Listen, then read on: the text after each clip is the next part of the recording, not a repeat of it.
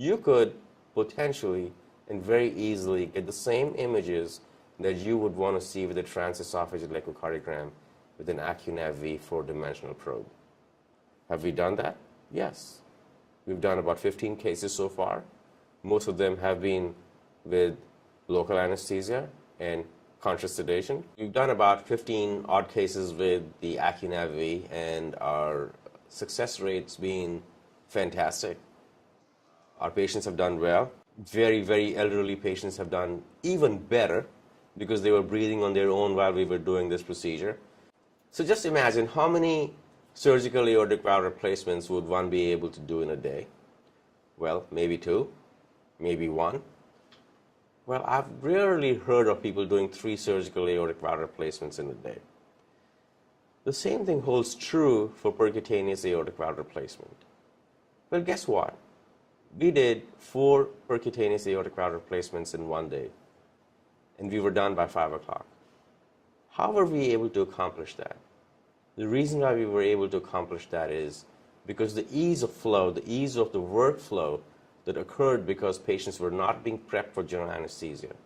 They were not being put down to sleep. The anesthesiologist who was taking care of the first patient is also going to take care of your next patient. They want to make sure that the very old patient who just got a percutaneous aortic valve replacement is going to wake up appropriately, is hemodynamically stable, and is not going to leave that first patient to bring your second patient in.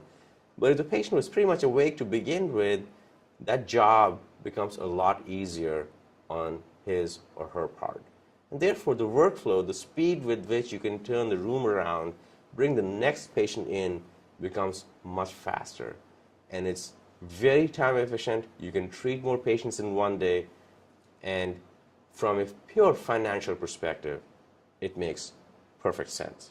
One might add as to, well, how about the cost of this very fancy 4-dimensional intracardiac echo probe? It's not a cheap device. You are adding this on to a very expensive procedure already in a very sick patient, in a very elderly patient. How do you justify that? How do you justify it to the administrators in your hospital? How do you justify it to Medicare?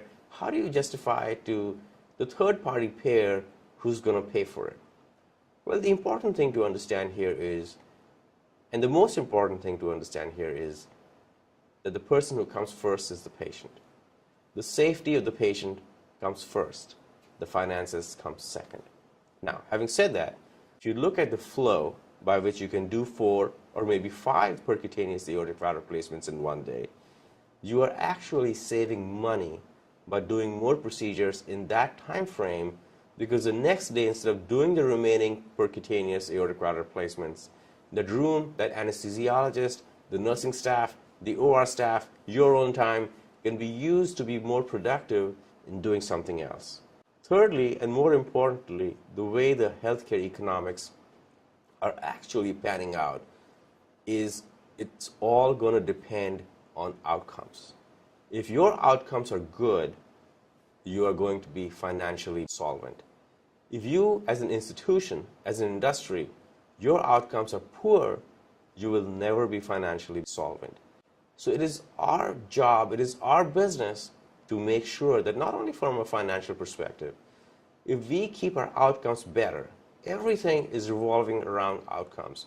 If you have good outcomes, everything else will fall into place.